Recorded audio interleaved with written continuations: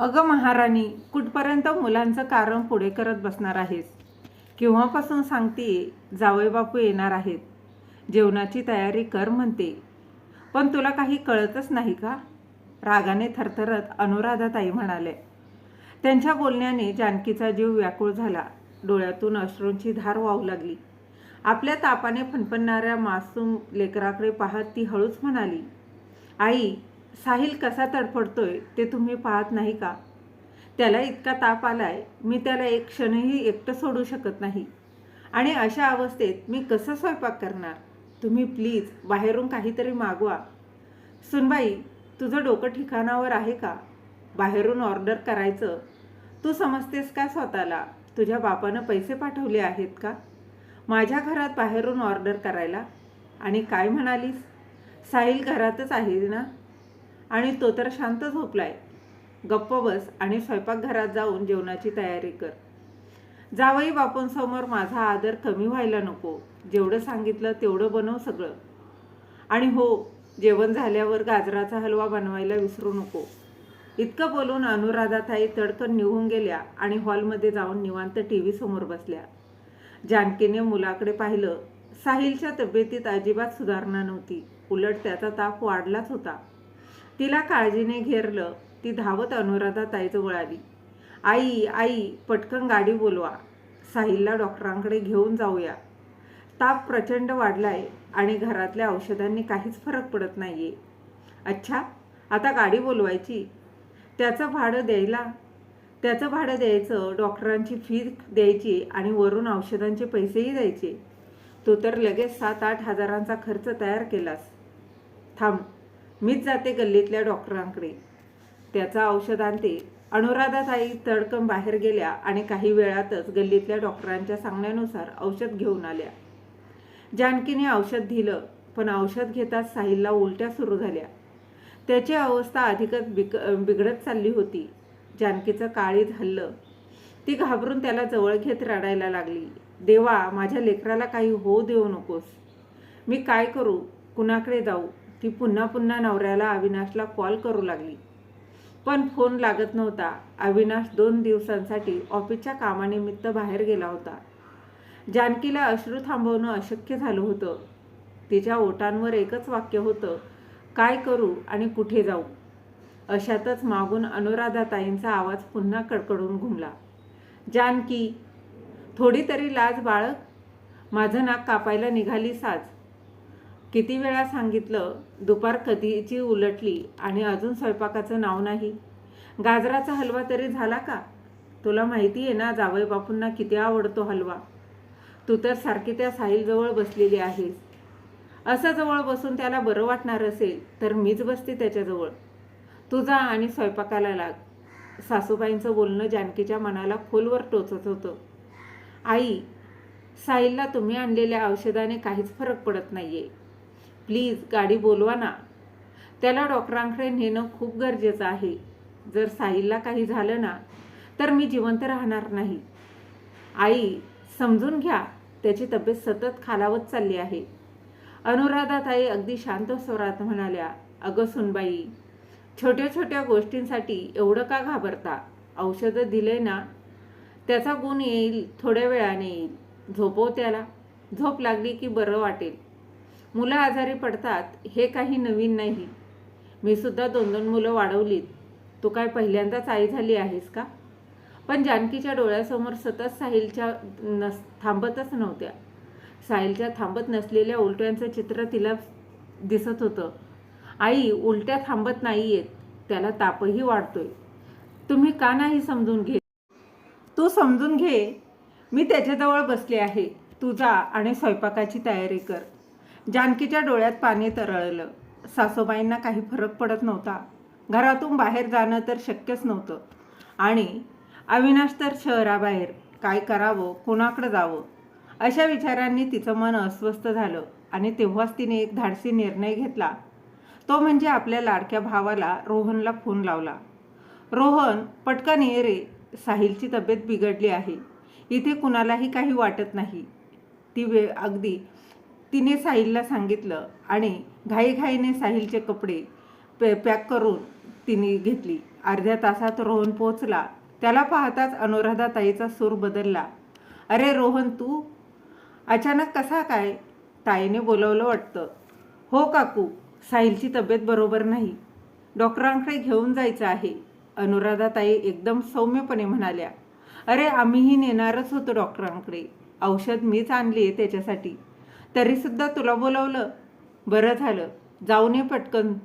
सुनबाई, जरा लवकर जा बरं का, डॉक्टरांना दाखवून ये आणि जरा लवकर परत ये, कारण घरातली कामं अजून बाकीच आहेत. पाहुणेही येणार आहेत. जानकीचं मन तुटूनही मजबूत होतं. तिला कळून चुकलं होतं. जानकी काहीच बोलली नाही. तिने हळूच आपली बॅग भावाकडे दिली आणि साहिलला उचलून निघाली. बॅग पाहताच अनुराधाताई चिडून म्हणाल्या, ही बॅग कसली आहे? तुला बॅग घेऊन जाण्याची काय गरज? अर्धा तास तरी लागेल परत यायला. पटकन जा आणि पटकन परत ये. आई, मी माझ्या आईच्या घरी जात आहे. मी परत येणार नाही, कधीच येणार नाही. अशा घरात मला राहायचंच नाही जिथे पैशाचा विचार करून माझ्या मुलाला मरण्यासाठी सोडलं जातं. सकाळपासून मी तुमच्याकडे पैसे मागते, गाडी बोलवायला सांगते, पण ना तुम्ही मला पैसे देता ना गाडी बोलवता. वेळेवर तुम्ही मदत केली असती तर साहिलची अवस्था एवढी वाईट झाली नसती.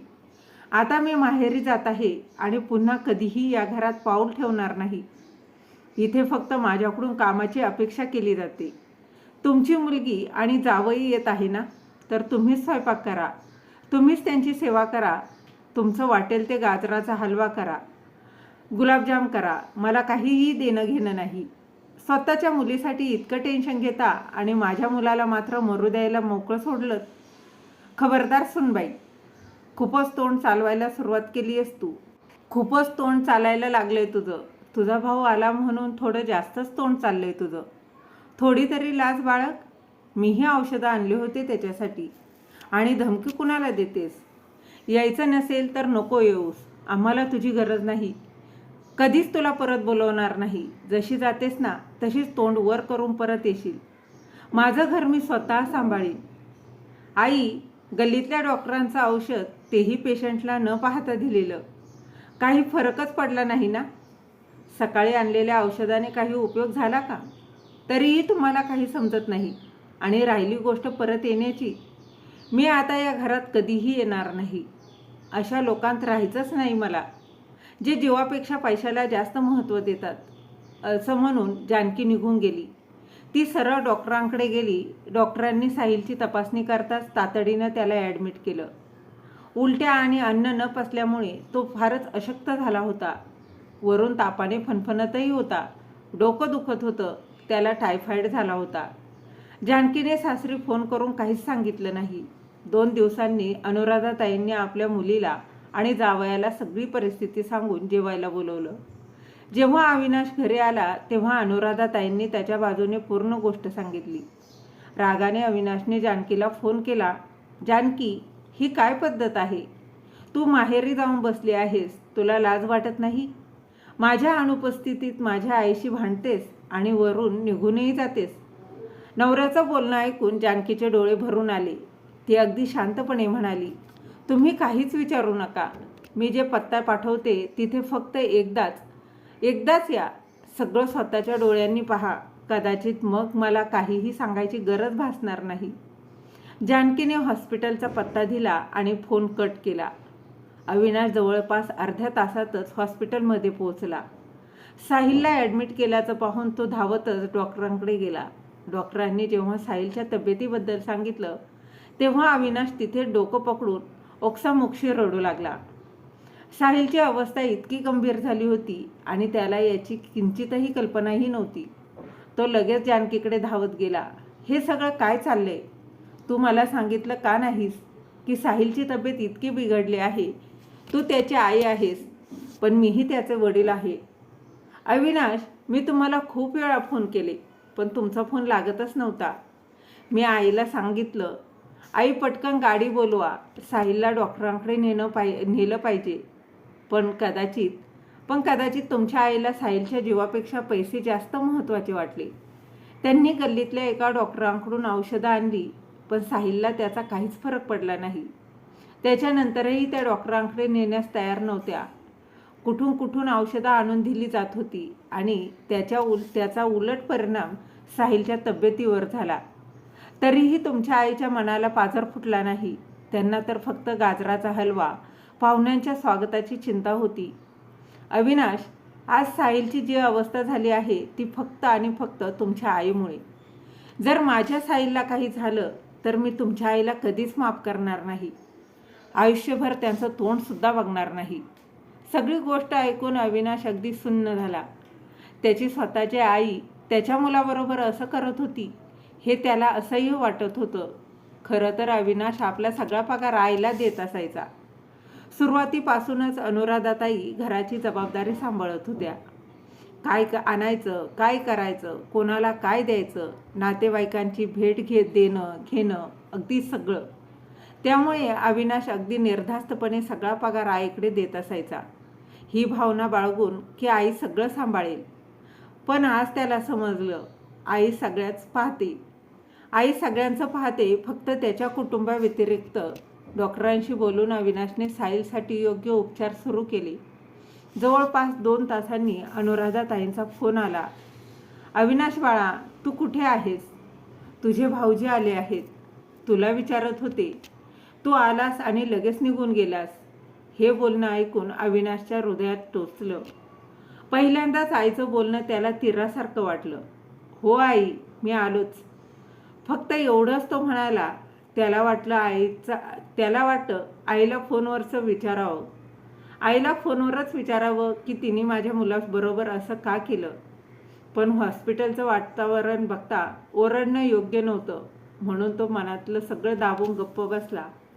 पण जेव्हा पुन्हा पुन्हा अनुराधाताईंचा फोन येऊ लागले तेव्हा त्याने थोडं विचार करून जानकीला हळू आवाजात म्हटलं, जानकी, तू थोडा वेळ साहिलची काळजी घे. मी 2 मिनिटात येतो. नाही अविनाश, मी आता एकटी राहू शकत नाही. माझ्या साहिलला अशा अवस्थेत पाहणं मला सहन होत नाही. तू नसताना मी खूप काही सहन केलंय. आणि बोलता बोलता जानकीचं मन भरून आलं आणि ती रडू लागली. जानकीचं बोलणं ऐकून अविनाशच्या डोळ्यात पाणी आलं. त्याचा कंठ दाटून आला. खूप धाडस एकवटून तो म्हणाला, जानकी, फक्त अर्धा तास मला दे. नंतर मी तुम्हा दोघांना कधीच एकटं सोडणार नाही.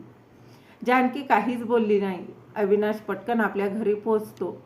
तो हॉलमध्ये पाय ठेवतो तर जेवणाच्या टेबलाभोवती त्याची बहीण, भाऊजी आणि आई बसलेली असतात. सर्वजण कोणत्या तरी गोष्टीवरून मोठमोठ्याने हसत होते. टेबलावर वेगवेगळ्या प्रकारच्या स्वादिष्ट पदार्थ ठेवले होते. पुरी, कुर्मा, कोशिंबीर, बासुंदी, पुलाव, लोणची, याशिवाय सर्वांचा लाडका म्हणजे गाजराचा हलवा आणि गुलाबजाम. हे सगळं आईने एकटीने बनवलं होतं. अविनाशने अगदी बारकाईने आईकडे पाहिलं. तिच्या चेहऱ्यावर साहिलबद्दल जराही चिंता दिसत नव्हती. मुलगी आणि जावई समोर असल्यामुळे तिच्या चेहऱ्यावर आनंदाची चमक होती. ती हसत होती आणि तेवढ्यात अनुराधाताईंची नजर अविनाशवर पडली. त्यांचा चेहरा क्षणार्धात उतरला. त्या लगेच उठून अविनाशजवळ आल्या आणि म्हणाल्या, अविनाश बाळा, तू केव्हा आलास? बस, कसा आहेस साहिल? आता थोडं बरं वाटतंय ना त्याला? तू थकला असशील. तुझे भाऊजी आणि ताई आले आहेत. त्यांच्याजवळ बस, त्यांच्याशीही बोल. मी तुलाही जेवायला वाढते. अविनाशने पुन्हा आईकडे लक्षपूर्वक पाहिलं. तो जाणून गेला होता की आईच्या चेहऱ्यावर एकदम गंभीरता आली होती. पण त्या गंभीरतेतही ती मुलगी आणि जावयाला महत्त्व देणं विसरली नव्हती. आई, मी इथे बसायला किंवा तू बनवलेलं पंचपक्वान्न खायला आलो नाही. माझा साहिल आणि माझी बायको 2 दिवस काहीही न खाता अंथरुणावर पडले आहेत. मी इथे हे पंचपक्वान्न कसं खाऊ शकतो? आई, मला समजत नाही, तुला हे सगळं बनवायचं धाडस कुठून आलं? तुला त्यांची चिंता का वाटली नाही? काय अवस्था केली आहेस तू माझ्या साहिलची? तेव्हा अनुराधाताई म्हणाल्या, अविनाश, मी काय केलं? आणि का 2 दिवसांपासून काही खाल्लं नाही त्यांनी? ते मायलेकरं माहेरी जाऊन बसले आहेत ना? आत्ता लक्षात आलं. त्या महाराणीने तुला माझ्या विरुद्ध भडकावले वाटतं. माझ्या स्वतःच्या मुलाला? नाहीतर आजवर तू कधी तुझ्या आईशी एक अशा शब्दात बोलला नव्हतास. आई, अविनाश म्हणाला, ही चूक माझीच आहे. मी कधीच तुझ्याशी अशा तऱ्हेने बोललो नाही आणि माझ्या बायकोला मालकीनसुद्धा मानली नाही. तिला कोणता अधिकार दिला नाही, कारण तूच घरातली मोठी जबाबदार व्यक्ती होतीस. म्हणून मी माझा पगार तुला देत राहिलो. मला वाटलं तू सर्वांची काळजी घेतेस, पण हीच का तुझी जबाबदारी? तू माझ्या साहिलला मृत्यूच्या दारात ढकलून इथे बसून पंचपक्वान्न बनवत होतीस. आई, मला सगळं समजले. आज साहिलची जी अवस्था झाली आहे ती फक्त तुझ्यामुळेच. जर माझ्या साहिलला काही झालं तर तू तुझ्या मुलांचं तोंड पाहण्यासाठी तडपशील. खरं सांगायचं तर मी इथे बसायला आलेलो नाही. माझं काही सामान राहिलं होतं ते घ्यायला आलो आहे. आई, मी इथून कायमचा निघतोय. माझ्या बायकोला आणि साहिलला घेऊन मी दुसरीकडे भाड्याच्या घरात राहीन, पण अशा घरात आणि अशा लोकांमध्ये मात्र कधीच नाही. असं म्हणत अविनाश ताडकन आपल्या खोलीत गेला. जानकी आणि साहिलचे काही कपडे पटकन पॅक केले आणि निघून गेला. अनुराधाताई त्याला थांबवत होत्या, रडत होत्या, ओरडतही होत्या, पण अविनाशच्या डोळ्यांसमोर यावेळी फक्त त्याचा मुलगा साहिल होता. शेवटी तो एक बापच होता. अनुराधाताईंचं एकही वाक्य त्याने ऐकलं नाही. बॅग घेतली आणि निघून गेला. जानकीला त्याने तिच्या आईकडे आंघोळीसाठी पाठवलं आणि स्वतः थेट हॉस्पिटलमध्ये साहिलच्या जवळ थांबला. साधारण 10 दिवसांनी साहिलच्या तब्येतीत थोडीफार सुधारणा झाली. डॉक्टरांनी डिस्चार्ज दिला आणि त्या दरम्यान अविनाशने नवीन भाड्याचं घर शोधून ते सजवलं होतं. साहिलला घेऊन तो थेट त्या घरात गेला. जेव्हा अनुराधाताईंना समजलं की अविनाश खरोखर वेगळं राहायला लागला आहे, तेव्हा त्या अक्षरशः रडत रडत त्याच्या मागावर निघाल्या आणि शोधता शोधता त्याच्याजवळ आल्या आणि म्हणाल्या, अविनाश बाळा, प्लीज तुझ्या आईला माफ कर. माझ्याकडून खूप मोठी चूक झाली बाळा. मी पुन्हा असं काही करणार नाही. घरी चल रे. तुझ्याशिवाय ते घर सुन्न वाटते. मी तुझी आई आहे आणि तू माझा जीव. माझ्यापासून दूर जाऊ नको रे. नाही आई, जशी तू आई आहेस तसाच मी पण एक बाप आहे. माझ्या मुलाची ती अवस्था मी कधीच विसरू शकत नाही. मी त्या घरात परत कधीच पाऊल टाकणार नाही. अविनाश, असं बोलू नकोस रे. जर तू परत आला नाहीस तर मी मरून जाईन. आई, आता या सगळ्याचा माझ्यावर काहीच परिणाम होणार नाही. आणि तुझा प्रश्न असेल की मी तुला भेटायला येईल का, तर हो, मुलगा म्हणून कधी कधी तुला भेटायला येईल. पण माझ्या बायकोला आणि साहिलला घेऊन त्या घरात परत येणं अशक्यच आहे. माझ्या पत्नीला स्वतंत्रपणे जगता इथेही येईल. तिला काही गरज पडली तर तिच्या हातात थोडेफार पैसे आहेत. ती गरजेच्या वेळी स्वतः गाडी बोलवू शकते. हॉस्पिटलमध्ये मुलाला घेऊन जाऊ शकते. कुणाच्या दयेसाठी, कुणाच्या दयेवर नाही तर स्वतःच्या बळावर जगेल. तू तुझ्या मुलीला आणि जावयाचा पाहुणचार कर. आठवड्यातून एकदा कर, 2दा. सकाळ संध्याकाळ जेवायला बोलव. त्यांना गोडधोड खाऊ घाल. पण माझ्या संसाराच्या वाटचालीत तू आता परत येऊ नकोस. आई, आता तू जाऊ शकतेस. माझा साहिल आत्ताच हॉस्पिटलमधून घरी आलाय. त्याला फक्त विश्रांती हवी आणि त्याचे आई बाबा हवे आहेत. असं म्हणताच अविनाशने पटकन साहिलला उचललं आणि सरळ खोलीत निघून गेला. बिचाऱ्या अनुराधाताई दरवाजातच थिजल्या. ना अविनाशने त्यांना आत बोलवलं ना जानकीने. जानकीला पाहून अनुराधाताई म्हणाल्या, सुनबाई, कमीत कमी तू तरी समजून घे. तू तरी अविनाशला समजाव. आई, मी काय समजावणार त्यांना? विसरून जावं का मी? तुम्ही माझ्याबरोबर आणि माझ्या लेकराबरोबर जे केलं ते. आणि तसंही आई, तुम्ही इथं उभ्या का आहात? चला, जावा तुमच्या मुलीकडे. तुमच्या जावयाला बोलवा. त्याच्या आवडीनिवडीनुसार वेगवेगळे पदार्थ बनवा. गाजराचा हलवा, गुलाबजाम. तसंच करीत गेलात ना तुम्ही आजवर. तुमच्या आयुष्यात मुलगा, सून, नातवंड यांना काही स्थान नाही. चला, त्यांच्यासाठी स्वयंपाक करा, त्यांना वाढा. आम्ही आमची चटणी भाकरी खाऊनही सुखी आहोत. असं म्हणत जानकीही आत निघून गेली. आता अनुराधाताईंना काहीच उमजेनासं झालं. तोंड पाडून डोळ्यांतून अश्रूंचा ओघ सुरू असतानाच त्या गपचूप घरी परतल्या. आज पहिल्यांदाच असं घडलं होतं.